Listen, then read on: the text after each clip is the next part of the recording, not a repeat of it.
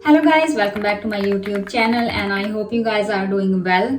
तो आज की जो वीडियो का टॉपिक है वो है how coming to Canada changed my hair and skin. तो यही आज की वीडियो में हम लोग बात करने वाले हैं कि कैसे कनाडा आने के बाद मेरी स्किन और मेरे हेयर की प्रॉब्लम शुरू हुई, कौन कौन सी प्रॉब्लम थी और उनके सोल्यूशन मैंने कैसे ढूंढे। तो आई एम श्योर आप में से 99% लोग जो अभी कनाडा में रह रहे हैं और मेरी वीडियो देख रहे हैं, तो आप लोग आज की वीडियो से ज़रूर रिलेट करोगे क्योंकि आपने भी ये प्रॉब्लम डेफिनेटली फेस करी होगी या अभी भी कर रहे होंगे। So let's start the video. तो सबसे पहले मैं बात करूंगी स्किन की प्रॉब्लम्स के बारे में और उसके बाद हम लोग बात करेंगे हेयर प्रॉब्लम्स के बारे में, और साथ ही साथ मैं होंगी रेडी भी क्योंकि मुझे कहीं जाना है अर्जेंटली। तो मैं नहीं चाहती कि मेरा टाइम एक्स्ट्रा वेस्ट हो और इससे हमारी वीडियो इंटरेस्टिंग भी हो जाती है। मुझे एक दो फ्रेंड्स ने रिव्यूज दिए हैं कि आपकी गेट रेडी विद मी वाली वीडियो हमें पसंद है, तो मैं और वीडियो बनाऊंगी जो मेरे फ्रेंड्स को पसंद है। तो सबसे पहले हम लोग स्किन की बात करेंगे कि स्किन पे क्या का इफेक्ट पड़ता है। तो मैं आपको अपनी स्किन के बारे में बताती हूँ कि जब मैं इंडिया में थी तब मेरी स्किन जो थी वो नॉर्मल स्किन टाइप थी। तो कनाडा आते ही मेरी जो स्किन है वो पहले ड्राई में कन्वर्ट हो गई और ओवर द टाइम साल डेढ़ साल के बाद वो एक्सट्रीम ड्राई में कन्वर्ट हो गई। और आई एम नॉट लाइंग, मैंने अपनी बहुत सी वीडियोस में ऑलरेडी बोला हुआ है कि मेरी स्किन ड्राई से भी एक लेवल ऊपर है। तो इंडिया में ऐसा नहीं होता है क्योंकि इंडिया में जो वेदर कंडीशन है वो बहुत ज़्यादा सही है, सुटेबल है हमारी स्किन के लिए, और जो यहाँ की वेदर कंडीशंस हैं वो बिल्कुल ही खराब हैं। तो अभी मैंने मॉइस्चराइजर यूज करा है सीटाफिल का, और अभी हम लोग कुछ टाइम वेट करेंगे ताकि ये स्किन में अच्छे से अब्जॉर्ब हो जाए। और इसमें SPF भी है तो आपकी स्किन को सन प्रोटेक्शन भी मिलती है थोड़ी बहुत। तो अभी मैं बात करूंगी वही स्किन प्रॉब्लम्स की। तो मेरी सबसे बड़ी इशू जो मुझे कनाडा में स्किन के रिलेटेड आई वो थी मेरी स्किन टाइप का चेंज होना। तो मेरी स्किन इंडिया में भी सर्दियों में ड्राई होती थी बहुत ज़्यादा, लेकिन इतना भी बुरा हाल नहीं था कि अभी तो मैं एक सेकंड भी मॉइस्चराइजर के बिना नहीं रह सकती। तो सर्दियों में स्किन ऑब्वियसली ड्राई हो जाती है वहाँ पे, लेकिन यहाँ पे तो मेरी स्किन की टाइप ही चेंज हो गई कि मेरी skin dry to extreme dry में चली गई।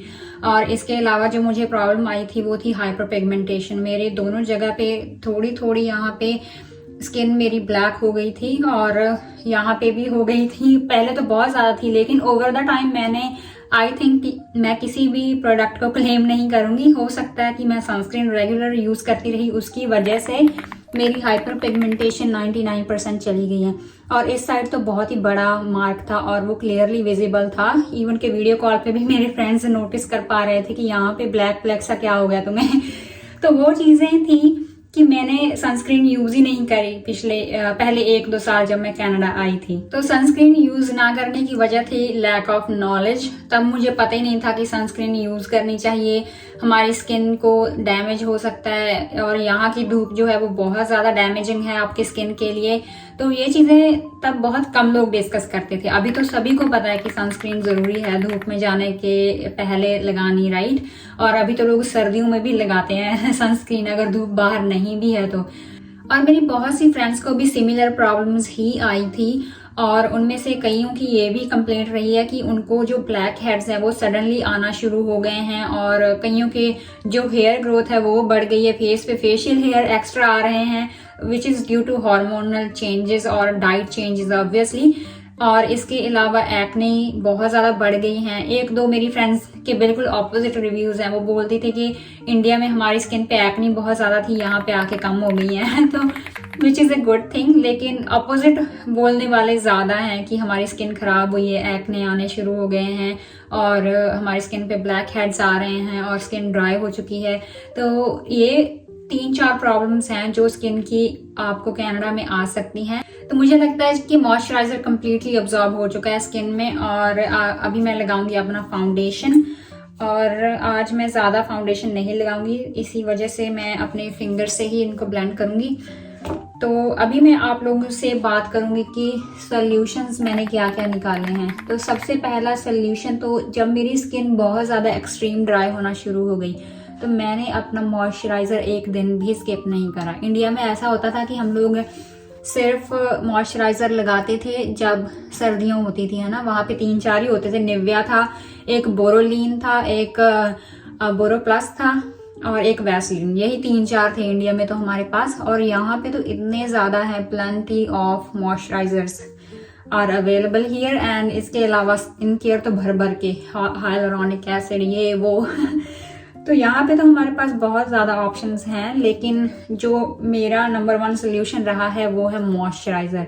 मैंने हमेशा से ही मॉइस्चराइज़र बहुत बढ़िया लगाया है अपनी स्किन पे, और ओवर द टाइम जो मेरी स्किन की फ्लेकीनेस है वो कम्प्लीटली जा चुकी है। और मॉइस्चराइजर के अलावा मैंने अपनी स्किन केयर को भी इम्प्रूव करा, मैंने स्किन केयर भी यूज़ करना शुरू करी। लेकिन स्किन केयर, मैं बताऊं to be honest, skin care इतनी ज़्यादा इफेक्टिव नहीं होती है आपकी स्किन पे। उसका कुछ ना कुछ इफेक्ट होता है, लेकिन उसको भी इफेक्टिव होने के लिए आपकी जो स्किन का जो बेस है वो सही होना चाहिए। तो इसीलिए मैंने ट्राई करा ज़्यादा से ज़्यादा वाटर कंज्यूम करने का। मेरे पास एक बड़ी बॉटल है जिस पे लिखा होता है कि आपने पूरे दिन में कितना पानी पीना है, तो वो बॉटल मैंने एटलीस्ट हाफ तक पीना शुरू किया क्योंकि इससे पहले मैं पूरे दिन में 1 या फिर 2 ग्लास पानी पीती थी, विच इज़ नॉट इनफ। तो वो चीज़ें मैंने ओवर द टाइम अपनी इम्प्रूव करी। बाकी मेरी जिम थी तो उसकी वजह से भी मुझे ज़्यादा पानी जो था पीना पड़ता था। अभी भी पीती हूँ, अभी मैं जिम जाती हूँ, तो उसकी वजह से भी थोड़ी बहुत मुझे लगता है कि मेरी स्किन ने इम्प्रूव करा है। और मेरी एक्नी जो थी, जो मुझे शुरू में मैंने आपको बताया कि यहाँ चिन पे या फिर फोरहेड पे मुझे एक्नी बहुत आती थी, तो वो चीज़ें मेरी कम्प्लीटली डिसअपियर हो गई। और वो चीज़ें हुई हैं सिर्फ पानी पीने से तो स्किन की फ्लेकीनेस या ड्राइनेस जाएगी मॉइस्चराइजर लगाने से रेगुलरली, और जो आपकी एक्ने की इशू है वो जाएगी अगर आप ज़्यादा से ज़्यादा पानी पीते हो। तो गाइज मैंने लगा लिया है अपना फाउंडेशन। और एक चीज़ मैं और मेंशन करना भूल गई आपको शुरू में, कि जो स्किन है वो जस्ट फेस की नहीं है, आपकी बॉडी की भी स्किन है जो बहुत ही ज़्यादा ड्राई और फ्लेकी हो जाती है। तो मैंने अपने, ये मेरा पास ही पड़ा था तो मुझे याद आ गया कि मैं आपको बताऊं कि ऐसा आपको एक बॉडी मॉइस्चराइजर भी अपने बाथरूम में रखना है। तो मैं कभी भी इन चीज़ों को ख़त्म नहीं होने देती, क्योंकि जो बॉडी की स्किन है वो भी आपकी अच्छी रहनी चाहिए। वो भी बहुत ज़्यादा फ्लेकी हो जाती है विंटर में स्पेशली, तो ये चीज़ें आपके बाथरूम में ज़रूर होनी चाहिए। वैसे मेरा फेवरेट निविया का है, वो जो लाइट और डार्क ब्लू की पैकेजिंग का है, तो ये मैंने नया वाला ट्राई किया है। तो जो भी आपको अच्छा लगे आपकी स्किन के लिए वो वाला मॉइस्चराइजर आप जरूर यूज करें। जस्ट फेस का नहीं, अपनी बॉडी की स्किन का भी आपने ध्यान रखना है। तो स्किन की बात हम लोगों ने कर ली, अब बात करते हैं बालों की। और बालों की हमें 2 ही इश्यूज आते हैं कनाडा में, वो हैं, एक तो हमें प्रॉब्लम होगी हेयर फॉल की, और दूसरी बहुत ज़्यादा डैंड्रफ की। तो यही 2 चीज़ों की प्रॉब्लम हमें होती है। और अगर मैं आपको पहले बात करूं कि हेयर फॉल क्यों होता है या डैंड्रफ क्यों होती है, तो उसकी एक वजह ये होती है कि एक तो बाहर का वेदर बहुत ज़्यादा ड्राई होता है। अगेन जो चीज़ हमारी स्किन के लिए बैड है वो हमारे बालों की स्किन के लिए भी बैड होगी, हमारी स्कैल्प पे भी उसका इफेक्ट पड़ेगा, राइट, और बालों के टेक्सचर पे भी पड़ेगा। और सेकंड चीज़ है यहाँ का पानी। तो कनाडा में जो पानी है उसमें बहुत ही ज़्यादा जो मिनरल्स वो ऐड होते हैं। कई कई एरियाज में पानी अच्छा होता है, पानी की जो क्वालिटी है वो अच्छी होती है, लेकिन कई कई एरियाज में बहुत ही ज़्यादा हाई वॉल्यूम में मिनरल्स होते हैं, जिसको कि हम हार्ड वाटर बोलते हैं। तो वो जो हार्ड वाटर होता है वो हमारी जो स्कैल्प है उसमें जम जाता है। जब हम लोग हेयर वॉश करते हैं प्रॉपर से, झाग नहीं बनती शैम्पू वगैरह की, और ऊपर से हार्ड वाटर से जब हम लोग हेयर वॉश करते हैं तो वो जो ओवर द टाइम बिल्डअप होना शुरू हो जाता है वो बाद में डैंड्रफ में कन्वर्ट हो जाता है, और फिर उससे ही आपका हेयर फॉल भी शुरू होता है। तो सबसे ज़्यादा इशू जो आता है वो हेयर फॉल का आता है यहाँ आने के बाद। और ऊपर से हमें बहुत ज़्यादा स्ट्रेस भी होता है, जिसको हम लोग इजीली एड्रेस नहीं करते। हमें ऐसा होता है कि हम इंडियंस को स्ट्रेस नहीं हो सकता हमें डिप्रेशन नहीं हो सकता। तो ये चीज़ों को भी आप लोगों ने एड्रेस करना है। अगर आपको किसी चीज़ का स्ट्रेस है उस पर वर्कआउट करें, आप लोग उस चीज़ को इम्प्रूव करें। एंड सेकंड, जो आपकी डाइट है उसे भी इम्प्रूव करें। अगर रात को आपने डिनर में मैगी खा के सोना है तो आपका हेयर फॉल भी होगा और आपको एक्नी भी आएगी। तो आप चाहे जो मर्जी ट्राई कर लो, वो चीज़ें आपके लिए काम नहीं करेंगी। और सबसे बड़ा इशू जो हार्ड वाटर का है, उसके लिए अभी आपको सभी को वैसे पता ही होगा कि वो फिल्टर आते हैं, वाटर फिल्टर। तो आप लोग वो चीज़ अपने बाथरूम में, जो आपका शावर की जो टैप है उसमें आप लोग वो चीज़ इंस्टॉल करवा सकते हो। उससे जो वाटर है वो फिल्टर होके आएगा, तो उससे भी आपका जो डैंड्रफ बिल्डअप है वो कम होगा। और इसके अलावा जो आपका हेयर फॉल है वो भी कम होगा। और सेकेंडली आपको ऑयलिंग भी करनी है वीकली या फिर बाय वीकली, जैसा भी आपको ठीक लगे।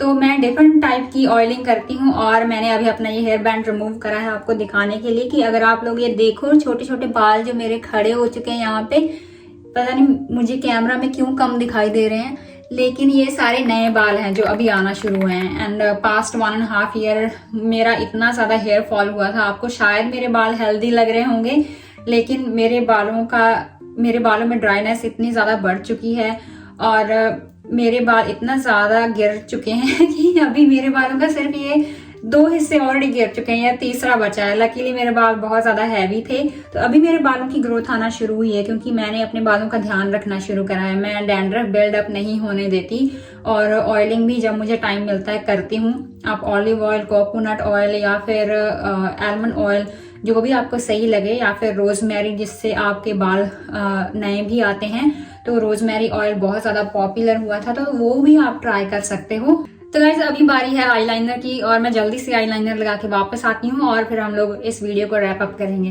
तो गाइस आई एम बैक और मैंने लगा लिया है अपना आईलाइनर। तो अभी हम लोग करते हैं इस वीडियो को रैप अप। तो अभी आपको पता चल गया होगा कि कनाडा का जो हार्श वेदर है वो आपकी स्किन और बालों के लिए बिल्कुल भी अच्छा नहीं है, और प्लस जो कनाडा का वेदर है वो इंडिया के वेदर से बहुत ही ज़्यादा ड्राई भी है। तो आपको जो 3-4 चीज़ें मैंने आपको मेंशन करी हैं वीडियो में, उनको आपने अपने माइंड में रखना है। आपने पानी प्रॉपर पीना है, स्किन केयर करनी है, बालों की केयर करनी है, और इसके अलावा आपने अपनी मेंटल हेल्थ का भी ध्यान रखना है और अपनी डाइट का भी ध्यान रखना है। तो ये कुछ चीजें हैं जो आपको जितना भी टाइम आप कनाडा में रहोगे, चाहे आप लाइफ टाइम के लिए रहो, तो आपको इन चीजों का ध्यान रखना ही पड़ेगा। इंडिया में हम लोग थोड़ा केयरलेस थे क्योंकि वहाँ का जो वेदर है वो हमारी स्किन के अकॉर्डिंग है, तो वहाँ पे हमें स्किन पे इतना फोकस करने की या बालों पे इतना फोकस करने की जरूरत नहीं होती है। और वहाँ पे अगर कोई हमें ऐसा इशू आ भी जाए तो वहाँ पे हमें बहुत सी जो मेडिसिन्स हैं या फिर मैं बोलूँ कि ऐसी चीज़ें अवेलेबल हैं जो हम लोग यूज़ करें तो वो प्रॉब्लम्स बहुत जल्दी एलिमिनेट हो जाती हैं और बाद में हमें आती भी नहीं है। लेकिन यहाँ पे अगर आपको डैंड्रफ या फिर हेयर फॉल शुरू हो गया और वो आपने 1-2 साल लगा के उसको ठीक भी किया, वो चीज़ें अगर आप अपना ट्रीटमेंट या फिर अपना जो स्किन केयर, हेयर केयर छोड़ दोगे तो वो चीज़ें फिर से वापस आ जाएंगी। तो यहाँ के एक्सट्रीम वेदर के अकॉर्डिंग आपने अपने आप को रेडी करना है। अगर आप कनाडा में नए आए हैं तो आज से ही शुरू करो ताकि आपको ये चीज़ें जो कम आपको फेस करने को मिले। तो गाइस मैं भी हो चुकी हूँ कम्प्लीटली रेडी और आज की वीडियो को हम लोग यहीं खत्म करते हैं। अगर आपको आज की वीडियो अच्छी लगी तो मुझे ज़रूर कमेंट करके बताना। अगर कोई चीज़ मैंने मिस करी है वो भी कमेंट्स में ज़रूर पॉइंट आउट करना। और अगर कोई ऐसी चीज़ें हैं या फिर टॉपिक है जिस पे आप लोग चाहते हैं कि मैं वीडियो बनाऊं तो मैं ज़रूर बनाऊंगी, क्योंकि मैं अपने एक्सपीरियंस से ही बातें करती हूँ, जो भी आपको बताती हूँ, क्योंकि मैं कनाडा में पिछले 7 साल से रह रही हूँ और मेरी और भी बहुत सी वीडियोज़ हैं जो मैंने स्टूडेंट्स या फिर इमिग्रेंट्स की इंफॉर्मेशन के लिए, उनकी हेल्प के लिए बनाई हैं। सो उनको भी आप लोग ज़रूर चेकआउट करें और मेरे चैनल को भी ज़रूर सब्सक्राइब करें। तो मैं मिलती हूँ आप लोगों को जल्दी ही एक नई वीडियो के साथ। तब तक के लिए take care and bye bye.